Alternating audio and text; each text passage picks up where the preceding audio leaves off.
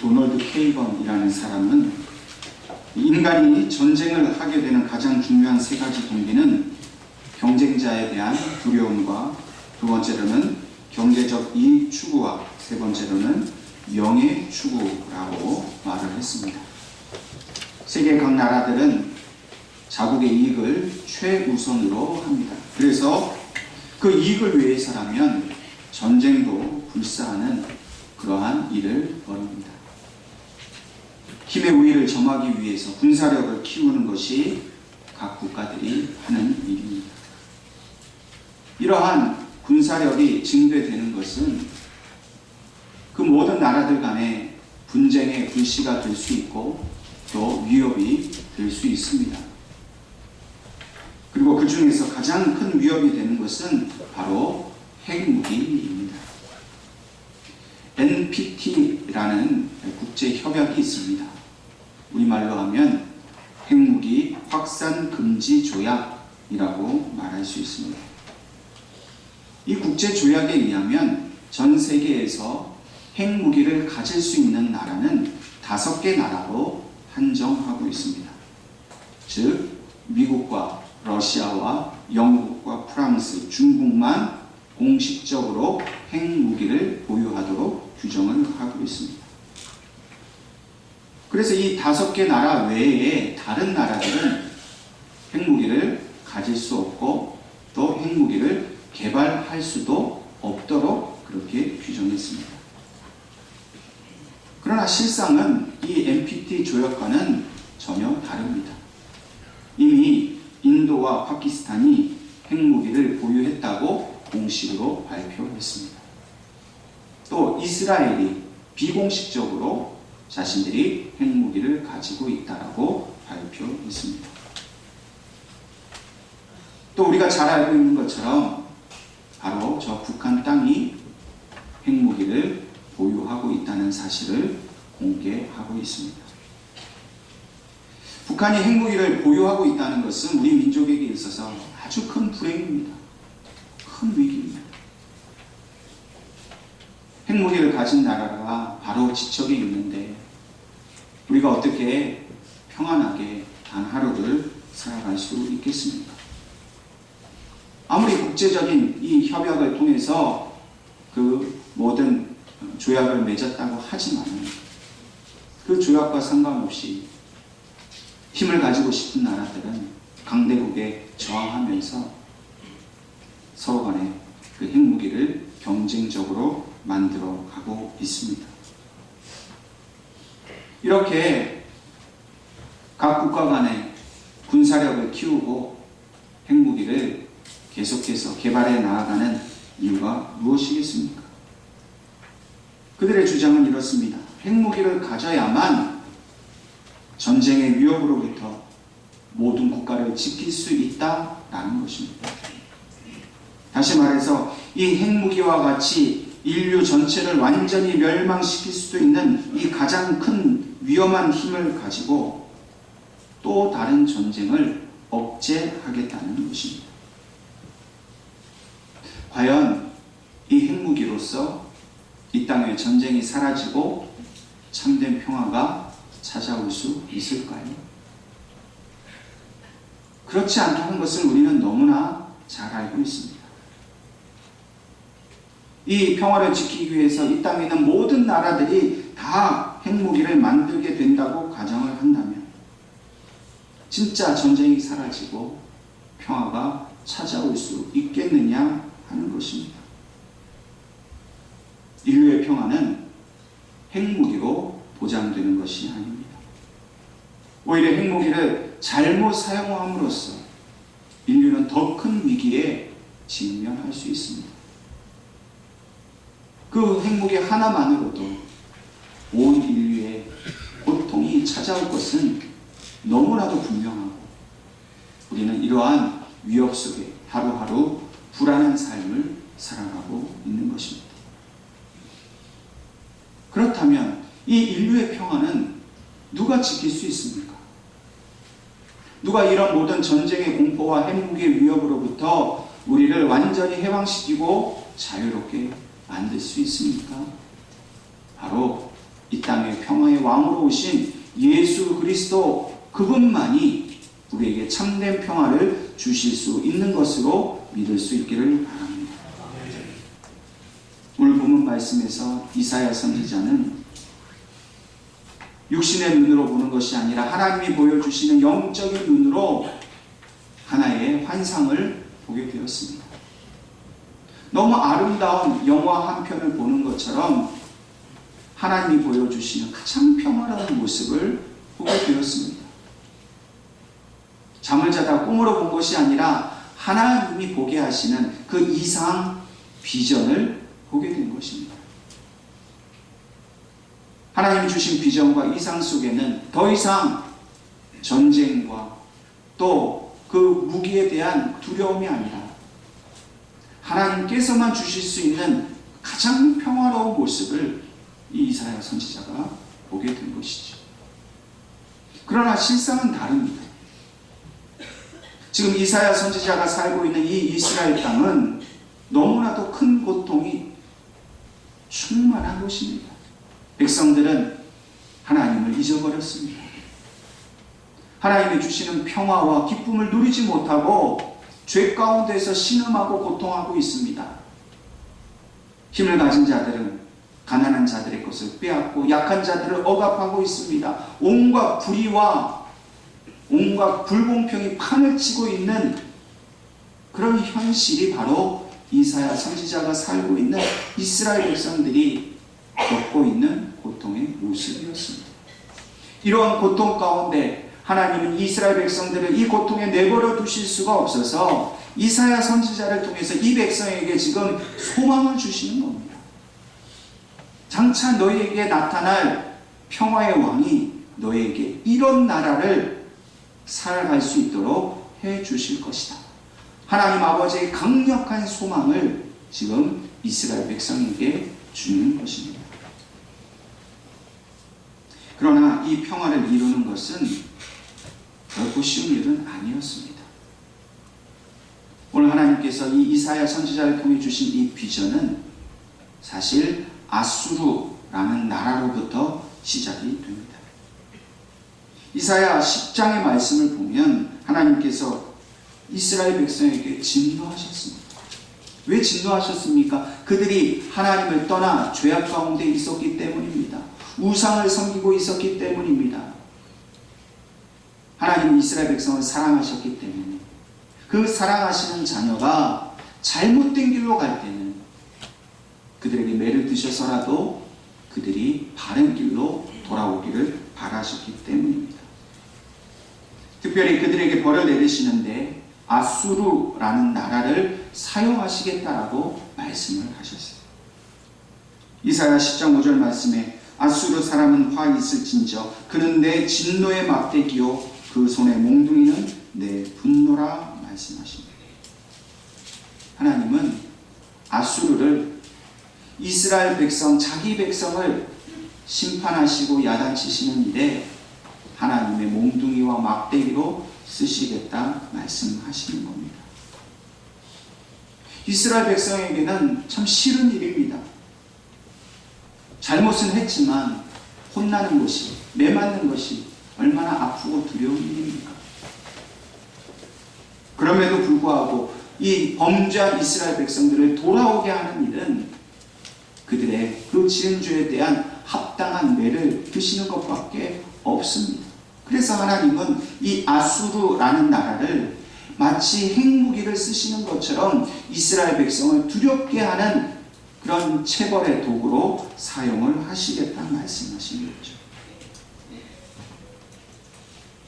하나님은 범죄한 이스라엘 백성을 무조건 용서하지 않으셨어요. 그들을 향해 진노하셨습니다. 하나님의 진노는 오늘날 우리가 이 핵무기로 인하여 받는 그런 두려움과 공포와 같은 것입니다. 그런데 하나님께서는 이 막대기와 몽둥이로 이스라엘 백성을 때리시고 징계하시되 결코 그것으로 인하여 그들이 멸망하지는 않도록 하신다는 겁니다. 아수르는 이스라엘 백성을 징계하는 하나의 도구일 뿐입니다. 하나님의 본래 목적은 이들이 죽도록 하는 것이 아니라 이들이 하나님의 사랑을 깨닫고 하나님께 다시 돌아오게 하시려는 것이 하나님의 목적이었습니다. 하나님께서 이스라엘 백성에게 이 아수르라는 나라를 두렵게 만드셨어요. 그래서 이 아수르라는 나라를 두려워서 의지하도록 하는 것이 아니라 하나님을 오히려 의지하도록 만드는 것이 하나님의 뜻입니다. 저 아수르라는 나라가 우리를 치고 때리니 우리는 이제 하나님께로 돌아가자. 하나님만이 우리의 상처를 치유하실 수 있고 우리의 아픔을 회복시키실 수 있다. 이스라엘 백성들이 그렇게 깨닫고 아버지의 그 무한하신 사랑으로 되돌아오게 하시려는 것이 하나님의 목적이었던 것이죠. 그래서 하나님은 이 아수르를 영원히 두려워하지 말아라. 잠시 너희를 아프게 하고 힘들게 할 것이지만 그러나 결국에는 내 사랑하는 이스라엘 백성이 나의 사랑을 입을 것이고 이 아수르는 내가 다시 심판할 것이라 말씀하시는 겁니다. 이사야 10장 24절과 25절 말씀에 그러므로 주 만군의 여호와께서 이르시되 시온에 거주하는 내 백성들아 아수르가 애굽이 한 것처럼 막대기로 너를 때리며 몽둥이를 들어 너를 칠지라도 그를 두려워하지 말라. 내가 오래지 아니하여 내게는 분을 그치고 그들은 내 진노로 멸하리라 하시니라. 이스라엘 백성이 비록 잘못을 했지만 그러나 하나님이 사랑하시는 백성이기 때문에 결국에는 그들에 대한 분을 그치고 그들을 사랑으로 품으실 겁니다. 그러나 당신의 백성을 괴롭힌 이 아수르는 하나님의 영원한 심판을 받고 멸망을 당하게 될 것이라는 거죠.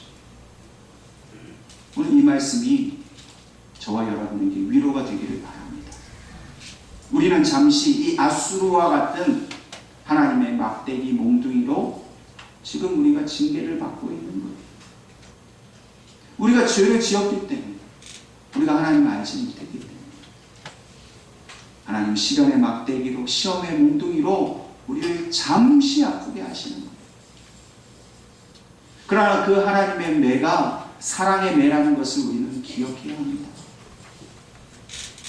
우리에 대한 징계가 끝나면 하나님은 우리를 때리신 그 상처를 깨끗하게 씻어주십니다. 아버지의 영원한 사랑을 빼앗기지 않도록 그 기쁨을 누리며 살도록 우리에게 모든 것을 주십니다. 그러나 우리를 쳤던 그 회초리, 그 막대기는 하나님이 꺾어서 불에 던져 완전히 없애신다는 것. 그것이 우리를 향한 하나님의 약속입니다.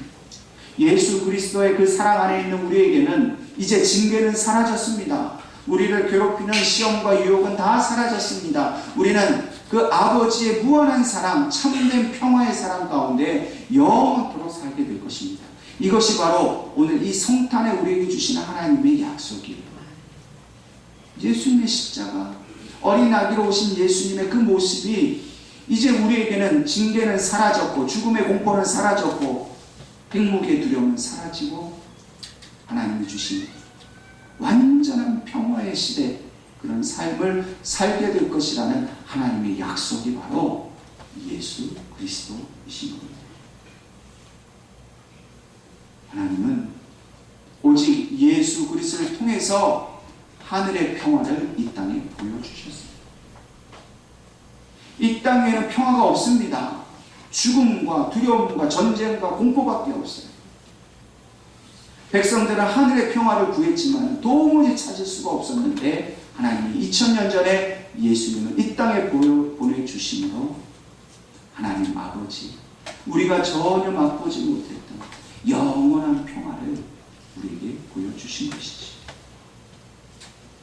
오늘 그 평화의 약속이 바로 저와 여러분이 함께 읽은 본문 이사야 11장 1절의 말씀입니다. 이새의 줄기에서부터 한 싹으로부터 그것을 주시겠다 말씀하십니다. 여러분, 이새는 다윗의 아버지입니다. 그런데 우리는 왜 다윗의 줄기로부터 한 싹이 돋아나지 않고 이새의 줄기에서부터 한 싹이 돋아나겠다 말씀하셨는지 우리는 생각해 보아야 합니다. 사실 예수님은 이 땅에 다윗의 자손으로 오셨습니다. 다윗과 같은 가장 이상적인 왕으로 이 땅에 오셨어요. 그런데 그 아버지 이새는 사실 아무런 믿음의 업적이 없습니다. 구약에 보면 이 다윗을 아주 비하하여서 하는 말이 뭐였냐면 이새의 아들이었어요. 그만큼 아버지 이새는 뭐 내세울 것도 없고 자랑할 것도 없는 아주 그런 하찮은 사람이었어요. 그래서 그 이새와 같은 별 볼 일 없는 사람의 아들이다, 이렇게 비하하는 것으로 얘기할 정도였어요. 다시 말해서 이새는 미약함의 상징입니다. 가장 연약한 존재입니다. 그 연약한 존재인 이 이새의 줄기에서 싹과 가지가 나온다 말하는 거예요. 근데 이 싹과 가지라는 말의 히브리어 원어를 보면 그 뜻은 매우 쉽게 부러지는 아주 연약한 것을 말합니다. 소망도 없고 자랑할 것도 없고 힘이라고는 하나도 쓰지 못한 가장 연약한 것. 그것이 바로 이새의 줄기에서 뿌리에서부터 나오는 싹과 가지입니다. 그런데 그 연약함 가운데 오신 분이 누구이십니까? 바로 메시아라는 것. 비록 그의 조상은 연약했지만 세상적으로 보면 아무것도 자랑할 것도 없고 저렇게까지 해서 되겠나 싶을 만큼 미약한 그것을 통해서 하나님은 저 하늘에서 가장 강력하고 위대한 하나님의 사랑을 이 땅에 보여주셨다는 거예요. 그것이 오늘 우리에게 소망이 된다는 겁니다. 잘난 사람, 돈 있는 사람, 힘 있는 사람, 큰 무기, 강력한 무기를 가진 존재만 하나님의 사랑을 받는 것이 아니라 오히려 이 땅 위에서 가난하고 병들고 사회적으로 억압받고 있는 우리와 같은 존재를 통해서 하나님께서는 참된 평화를 이루시겠다라고 약속을 하시는 겁니다. 온 땅을 핵무기와 같은 그런 능력으로 파괴하는 힘이 아니라 하나님 아버지께서 주신 그 평화의 힘으로 메시아는 이 땅에 있는 모든 강한 것을 꺾으시고 약한 것을 들으셔서 하나님의 그 참 평화와 사랑을 온 백성에게 주시겠다는 것이 바로 성탄의 약속인 것입니다. 또한 본문 2절 말씀을 보면 그 연약하고 약한 그 메시아에게는 여호와의 영이 그 위에 임하신다는 것. 연약한 메시아는 그 힘이 하나님께로부터 오는 힘을 갖게 되었다는 겁니다. 구체적으로 그 여호와의 영은 지혜와 총명의 영이요 모략과 재능의 영이요 지식과 여호와를 경외하는 영이라 말씀하십니다. 군사가 많아야 이 땅을 다스리는 것이 아니라 하나님으로부터는 모든 영적인 능력을 소유하신 분, 그 예수님만이 이 땅을 다스리신다는 겁니다. 아무리 이 땅에서 자기 힘을 자랑해도 예수의 영 앞에는 다 굴복하게 될 줄로 믿으시기 바랍니다. 세상의 그 어떤 왕도, 그 어떤 권세자도 참된 평화의 왕이신 예수 그리스도 그분의 존재 앞에서는 다 엎드려질 수밖에 없음을 믿으시기 바랍니다. 그것이 우리에게 주신 소망. 우리와 같은 연약한 자나 세상에 힘이 있다고 자랑하는 자나 다 하나님만을 높일 수밖에 없고 메시아의 그 임재 속에서만 살아가야 한다는 것입니다. 또한 이 땅에 오신 메시아는 이 모든 하나님의 능력을 가지고 가장 올바른 심판자가 되어 주시겠다 말씀하십니다. 그럼 나라와 나라가 분쟁을 하는데 서로 자기 주장을 양보하지 않습니다. 지금 북한과 미국의 또 우리나라와의 이 3자와의 관계 속에서 협상을 하고 있지만 누가 옳은지 누가 그른지 도무지 판결이 나지 않아요. 누가 좀 권위 있는 심판자가 나타나서 너는 이게 잘못됐고 너는 이게 잘못됐고 그러니 너는 이렇게 하고 저렇게 하고 좀 이렇게 정리를 해주면 얼마나 좋겠습니까? 바로 우리 예수님께서 그런 심판자가 되어주시겠다는 겁니다. 사람들은요 다 자기 위주예요. 다 자기가 옳다고 여겨요. 그래서 이 땅에 정의라는 것은 없습니다. 내게 옳으면 정의, 힘이 있는 자에게 정의. 그럼 우리나라도 판사들이 법에 의해서 판결을 내리지만 판사마다 다 판결이 달라요. 왜요? 그 정의의 기준이 다르기 때문입니다. 절대적인 정의, 절대적인 진리가 없기 때문에 사람마다 다 판결이 달라요. 심한 경우에는 무전 유죄, 유전 무죄. 돈 있는 사람은 쉽게 풀려나지. 돈 없고 힘없는 사람은 더욱더 큰 고통을 당해야 되는 이런 불평등한 세상, 불의한 세상이 우리 인간의 세상의 모습일 수밖에 없어요. 누가 온전히 정의롭다 말할 수 있겠습니까? 누가 온전히 옳다 말할 수 있겠어요? 불가능한 일. 예수님만이 우리의 삶에 참된 심판자가 되어주시고 진리가 되시고 공의의 하나님이 되신 줄로 믿으시기 바랍니다. 3절과 4절 말씀을 보면 주님은 결코 듣는 것, 보는 것에 좌우되는 분이 아니라 말씀하십니다. 그래서 4절 말씀해 보니까 공의로 가난한 자를 심판하고 정직으로 세상에 겸손한 자를 판단하시겠다 말씀하십니다. 여러분, 가난한 자들이 하나님의 공의가 없으면 억울한 일을 많이 당할 수밖에 없다는 겁니다. 겸손한 자고 정직한 자들이 하나님의 공의가 없으면요, 다른 사람들한테 이용당할 수밖에 없다는 거예요. 힘이 있어 대들 수 있겠습니까? 누가 뒷배경이 있어서 그 사람 의지해서 싸울 수 있겠어요? 못해요. 가난한 자에게, 겸손한 자에게, 약자에게는 오직 하나님만이, 그분이 보내신 메시아만이 공의의 변호인이 되어주시고 도와주실 그런 하나님의 능력이 됐다는 사실을 우리에게 말씀하십니다. 그래서 우리는 억울한 일 당하면 어디를 찾아갑니까? 하나님의 성전 앞에 나아갈 수밖에 없어요. 기도의 자리로 나아가야 합니다. 하나님만이 우리의 억울함을 푸시는 거예요. 주님만이 공의로 세상을 심판하셔서 우리를 향하여 불의를 행하는 모든 악한 것들에 대하여 하나님의 공의로 심판하시는 거예요. 우리의 당한 모든 것을 갚아주시는 분이 우리 메시아 예수님이신 줄로 우리가 믿어야 하는 것입니다.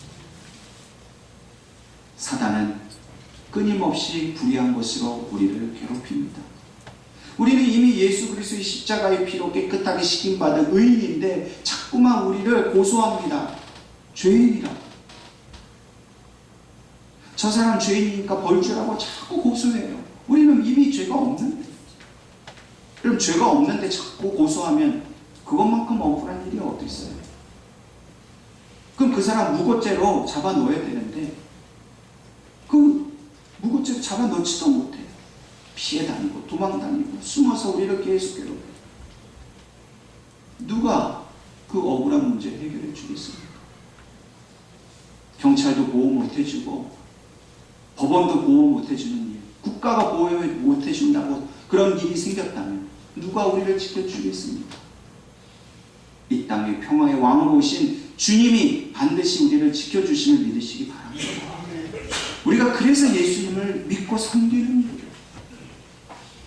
주님만이 우리의 모든 가슴 아프고 억울한 일을 해결하실 수 있기 때문입니다.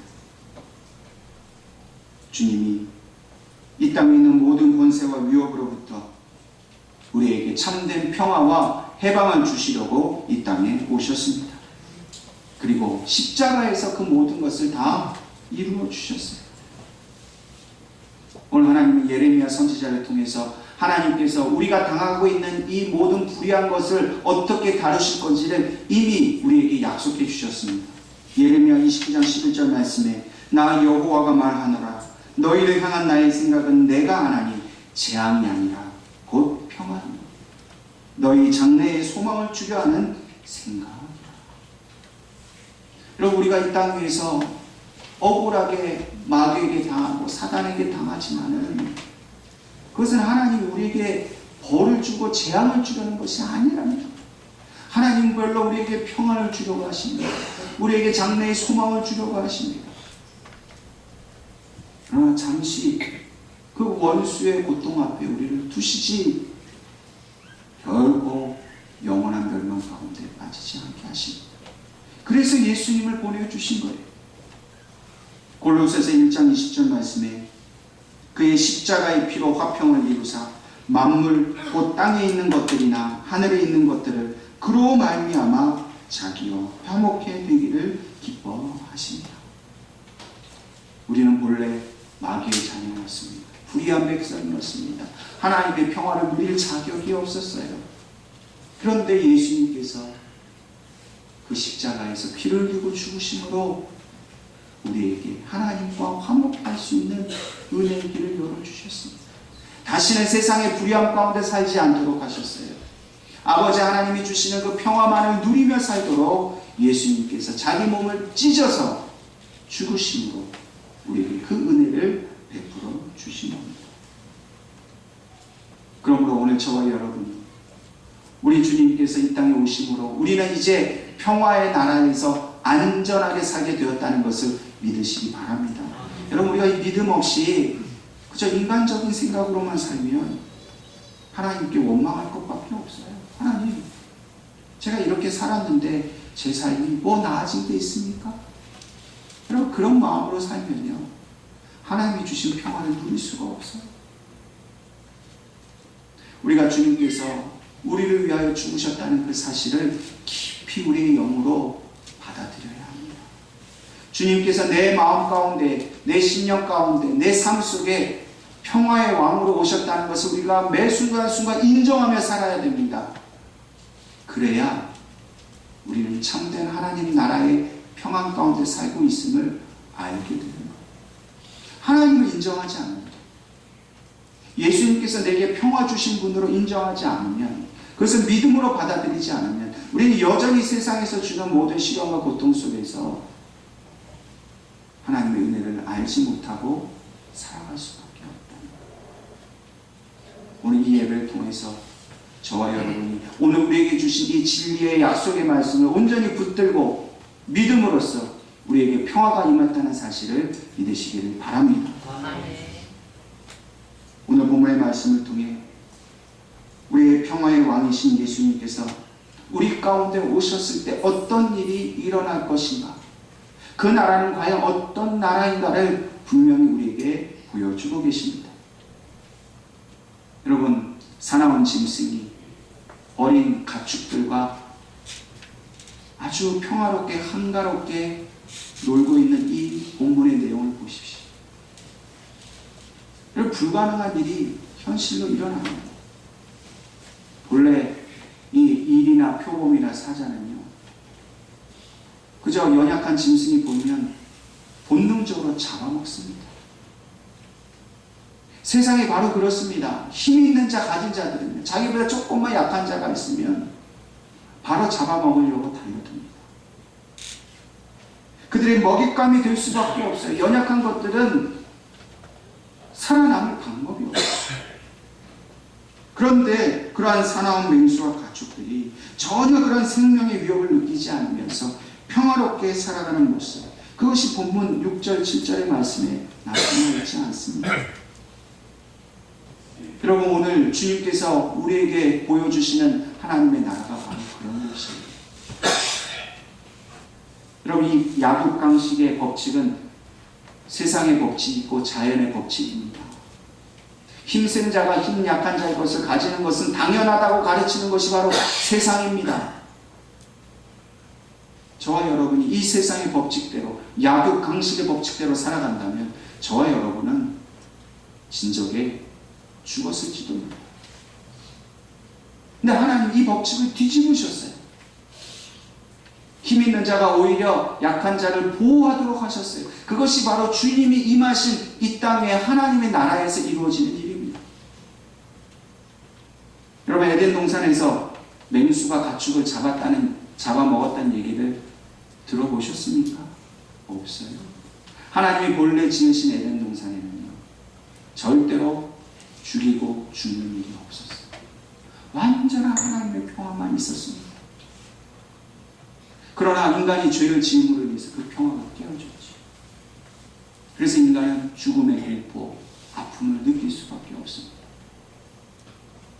하나님은 그 잃어버린 에덴 동산을 우리에게 회복시켜 주시기 위해서 우리가 죽어야 되는데 예수님을 보내셔서 그분이 이 땅에 있는 모든 인류의 죄를 지고 죽게 만드십니다.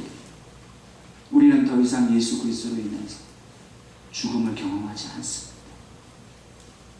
맹수에게 잡혀 먹을 것을 두려워하지 않아도 됩니다. 주님이 우리를 대신하여 잡혀 먹으셨고 죽으셨기 때문에 우리에게는 하늘의 영원한 영생의 삶이 보장되고 있습니다.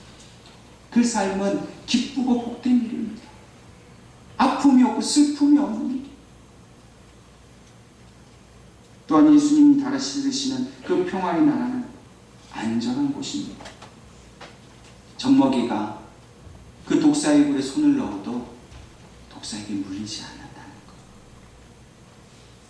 여러분, 이게 가능하겠습니까? 세상에서는 불가능한 일이에요. 그러나 예수님을 영접하고 모시는 삶을 살아가는 자들에게는 독사라도 젖먹이를 함부로 해할 수 없는 그렇게 안전한 곳에 살게 된다는 것. 하나님이 그 독사의 입을 지키실 뿐만 아니라 그 독사의 독을 없애시며 독사라도 온유하게 변하고 어린아이와 친근하게 놀 수 있는 곳, 그것이 바로 주님의 나라가 임한 곳에서만 가능하다. 오늘 이 평화가 저와 여러분들의 마음속에 찾아왔음을 믿으시기 바랍니다. 오늘 이 평화가 여러분들의 가정에 임했음을 믿으시기 바랍니다. 오늘 이 평화를 우리에게 보여주시려고 오늘 우리 예언교회 모든 성도들을 택하셔서 이 땅 위에 이 하나님의 나라를 전하기를 원하시는 줄로 믿으시기 바랍니다. 여러분, 여전히 여러분들의 마음이 괴롭습니까? 죄로 인하여 고통스러우십니까? 관계에 어려움이 있습니까? 여전히 육체의 질병으로 마음의 상처로 고통스러우십니까? 주님이 다스리시는 그 평화의 나라가 우리에게 임했음을 믿으십시오. 믿으면 그 평화의 능력을 경험하게 됩니다. 괴롭히는 모든 원수는 떠나갈 것이고 우리의 상처는 치유될 것입니다. 하나님이 우리에게 원하시는 그 주기를 바라시는 이 땅에서 찾아볼 수 없는 그 가장 평화로운 나라가 오늘 저와 여러분의 삶에 임했음을 믿으시고 기뻐하고 하나님을 찬송할 수 있기를 주님의 이름으로 축원합니다. 기도하겠습니다.